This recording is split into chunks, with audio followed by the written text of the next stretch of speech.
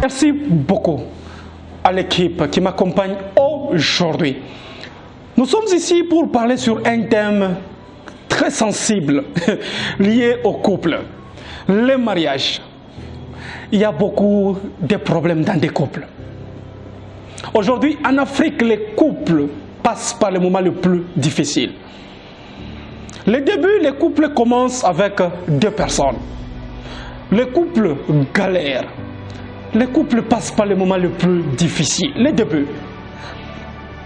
Le début, l'homme dit à la femme, s'il te plaît, tu sais que je t'aime. Tu sais que jusqu'à présent, j'ai aucune femme dans ma tête à part toi. Tu sais que tu es la lumière du monde. Ça, ce sont des conversations entre l'homme et la femme. Et lorsque le couple commence, il y a toujours de belles conversations. Tu sais, tu es ma belle, je t'aime. Tu es imbattable. Tu es irremplaçable. Tu es la seule femme qui trouble ma tête. Ça, ce sont de belles conversations. L'homme qui dit ça, c'est comme les corbeaux et les renards. Waouh!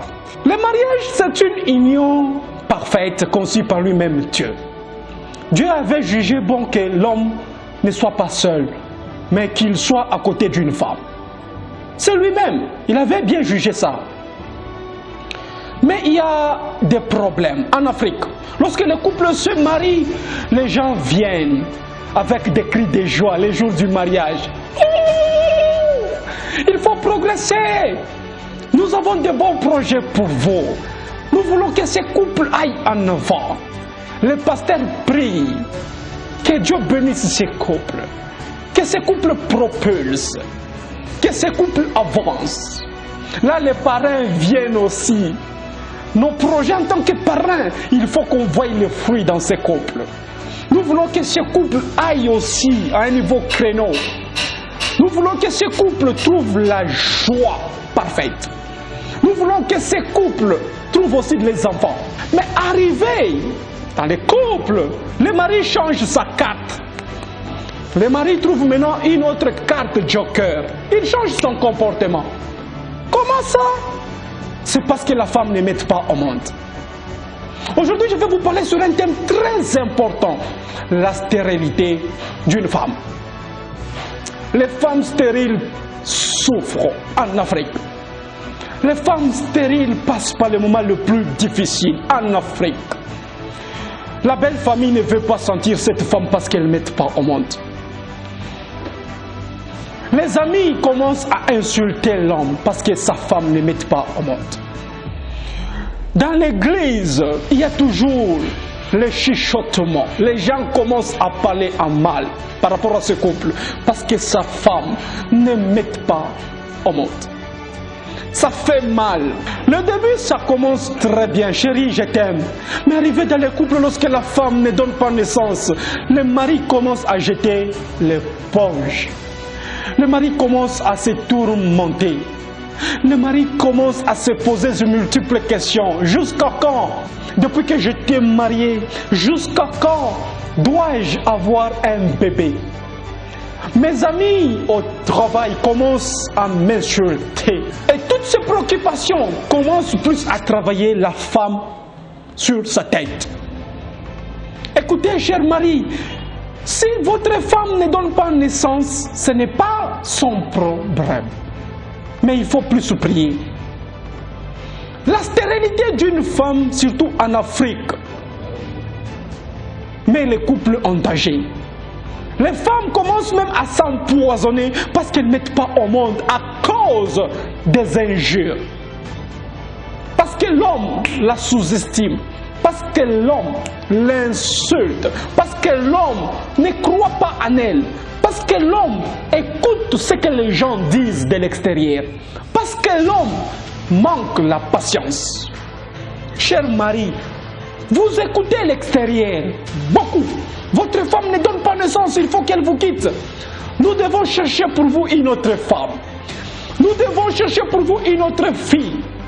Votre femme ne donne pas naissance, il faut que tu la chasses. elle n'a pas d'importance. Mais souvenez-vous, dans la Bible, il y a une femme qui n'avait pas donné naissance à Anne. Si vous lisez dans 1 Samuel, chapitre 1, verset 1 jusqu'au 15e verset, vous allez comprendre comment est-ce que Anne a souffert avec Pénina. Cette femme passait par les moments les plus difficiles. Ça fait 10 ans, ça fait 15 ans. Ça fait un long moment que vous êtes en train de chercher un enfant et vous ne parvenez pas à trouver. Regardez comment est-ce que votre mari est en train de vous sous-estimer. Regardez comment est-ce que votre mari est en train de tricher même dehors. Regardez comment est-ce que votre mari est en train de vous insulter parce que vous n'avez pas un enfant.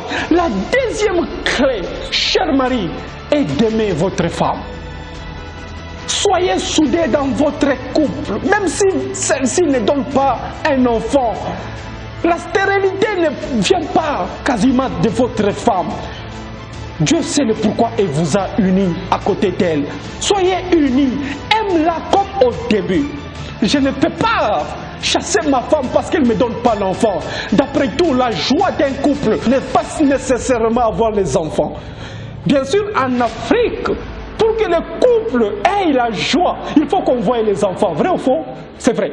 Mais si elle ne donne pas naissance, est-ce qu'il faut la chasser? Je ne crois pas. Il faut la valoriser.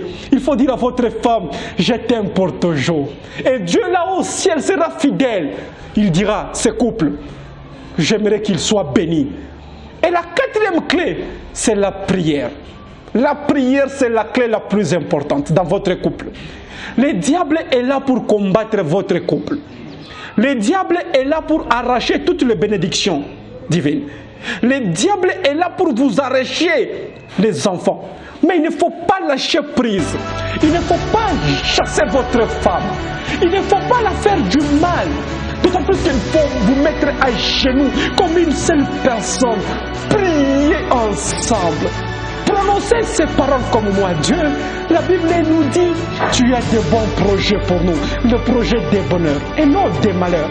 Ma prière aujourd'hui est que les couples africains émergent, se développent, croissent, aillent en avant, afin que l'Afrique propulse, afin que l'Afrique aille en avant. Ma prière aujourd'hui est que Dieu fasse du bien, comme il dit. Je suis le Dieu d'Abraham, le Dieu d'Isaac et le Dieu de Jacob. Il est fidèle et sa fidélité règne pour toujours. Vous les couples qui passez par les moments les plus difficiles, ne jetez pas l'éponge. Il ne faut pas vous séparer. Il ne faut pas divorcer. D'autant plus que soyez unis. Aimez-vous les uns et les autres. Merci beaucoup et au revoir.